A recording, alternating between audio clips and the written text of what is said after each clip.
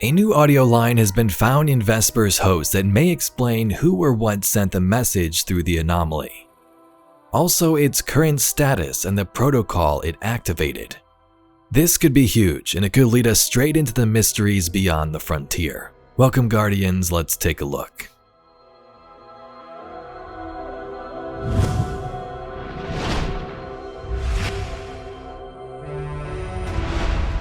So over the last couple of days, we've made various videos talking about Vesper's Host and the dungeon lore.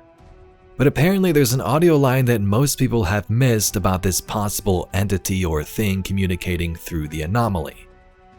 I've ran this dungeon so many times at this point, went through all the quests, and I've never seen this. But after jumping on my second character after completing the encounter and joining back, it was here. There isn't much on this out there, but I've seen some posts that mention it, and Bife also talked about it in his recent video. So definitely check that out if you'd like to learn more about the story. This is a very interesting line, so give it a listen. Warning. Unauthorized message coming through the anomaly. Data follows. Lodi transmitting. Status moonsick. Adrift. Odysseus protocol active. It repeats from there. Do you recognize the code? So something called Lodi is transmitting. Status moonsick adrift. Odysseus protocol active. Not sure about you, but this whole dungeon seems to be setting up something for the future, right? Could be a hint for Apollo or Behemoth next year, which totally makes sense. But if that's the case, what does this mean? The first part says Lodi transmitting. Through a quick search on Ishtar, Lodi doesn't return anything, unfortunately. Lodi is usually known to be a location in certain areas, and if you spell it backwards, it spells idol. An image or representation of a god used as an object of worship, a person or thing that is greatly admired, loved, or revered. But like speculated, the first thing that makes the most sense could be some type of AI. Estrella is the AI here on Vesper Station, and in dialogue she often speaks about her siblings that Clovis Bray created in Soteria, Rasputin, and others. Maybe Lodi is one in the same. Rasputin? The Stoneworm protocols? The Aeon Initiative? Soteria? I had siblings this whole time. And you never let me know. Moment, Tech. I can finally reach out to you, and you're gone. Ishtar Collective Circuitry. I've done some reading. I like this Dr. Sundaresh. Is that Soteria? Talk to me, sister. Why won't you talk to me? Whatever Lodi is, its status is moonsick adrift. Moonsick means insane or emotionally deranged, either temporarily or permanently, affected by or exhibiting an unusual or dreamy sentimentality. So whatever Lodi is, it's messed up and it's not in a good state. It's also adrift, meaning it's floating away from something, or emotionally it feels alone. The last part says Odysseus protocol is active. So this makes me again think that Lodi could be an AI or related to one, given it speaks of protocols like Estrella does, like Rasputin did. Clovis Bray created said AIs and protocols next to that. Odysseus is a figure from Greek mythology. He is the king of the island Ithaca and is known for his intelligence, cunning, and resourcefulness. The main part or bulk of his story comes after the Battle of Troy though, in the Odyssey, where he struggles to return home for 10 years after the battle. So if that part of it is tied to this protocol, the Odysseus protocol, that would mean something trying to find its way home. Lodi transmitting, status alone and emotionally or physically deranged, return home protocol activated.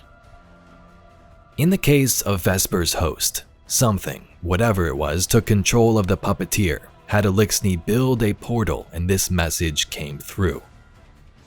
It could be this Lodi causing this digital virus infection, or something else. But if it was Lodi, it appears it wants to return home, find out where home is, or alert the humans who are home about its presence elsewhere. Estrella mentions the signal was a locating ping. The reply coming back through the anomaly let me scrape a facsimile of the original message. It was a locating ping. The content was irrelevant. The signal was the message, "Hello, world." And something overrode my lock on the anomaly. Allowed it to power up enough to receive the reply. So this brings up further questions regarding future content. Is this tied to Frontiers at all? To me, it seems like this could be the beginning of the stories we'll tell next year. Lodi could be a ship AI like Estrella. Maybe it was on board whatever ships crashed here in the Frontiers concept art. We know that the narrative team said that we've never met these people before in the Apollo concept art, sort of suggesting that they seem to be human too. So somewhere along the line, something happened that transported them here like the Awoken. Maybe aboard a colony ship from the Exodus program. Maybe they crashed or were teleported.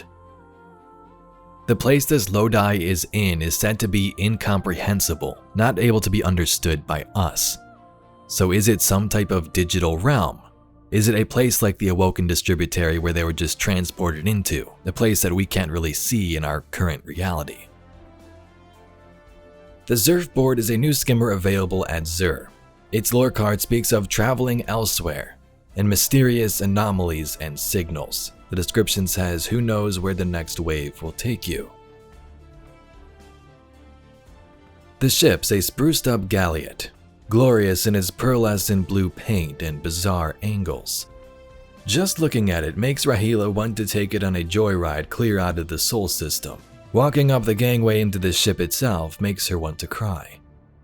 The ship has the necessary long-range capabilities and just enough expanded capacity for a full fire team's worth of supplies and survey equipment. Between the Vanguard support, generous contributions from the Awoken, and several upgrades courtesy of a lapsed dead orbit adherent, the ship's a lot to be entrusted with. "These new sensors are something else," Isidro announces from the cockpit. "If so much as a mouse sneezes out there in the black, we'll pick it up." Rahila squints at him. A mouse? Space mice, or, a gravitational anomaly, or mysterious freaky signals. Vanguard will be along in a few to see us off. Rosh 5's composed baritone emerges from the hatch leading to the cargo hold. "You two ready?" Rahila settles into the cockpit's chair. "To go find out what's left of our solar system? Of course we are." "Remember," Rosh intones gravely, "this is pure recon, no big risks." Rahila and Isidro exchange grins. "Sure thing." So this clearly seems to be a hint at what's next. This team has a brand new ship comprised of contributions from the Awoken, the Vanguard, and somebody from dead orbit. This ship has enough technology to reach beyond Sol and explore elsewhere, and apparently these three are on a mission to scout somewhere. Their ship able to pick up gravitational anomalies and mysterious freaky signals. So lore cards usually go along with the weapon or item that they're attached to. For example, the Icebreaker lore we talked about the other day talked about the predecessor of Hake and how they found vaults in Old Chicago that contained these weapons. Now we have a Zerf board, a 9-themed skimmer that's lore speaks about going beyond the system, which we know is going to happen in Frontiers. So is this a hint that the 9 will be involved? That's not Elixni engineering. No. The drag past the first molt has better cable management. Dr. Bray intended to integrate his technology into a Vex mind. He hypothesized the fusion would give him an interface he understood. A control panel on a programmable Vex mind. If the programming jumped species once... I need time to run through the datasets you powered back up. Reassembling corrupted archives takes a great deal of processing. Anyway, Guardians, that's all we got for today's video. Some updated information about this new voice line from the Vesper's Host dungeon and who may be contacting us through the portal. Once again, thanks to Bife and those who found these audio logs, and let us know in the comments down below what you think it all means. If you'd like to see some more Destiny lore and mysteries just like this video, please be sure to subscribe to the channel. I thank you very much for watching, and I'll catch you all in the next video.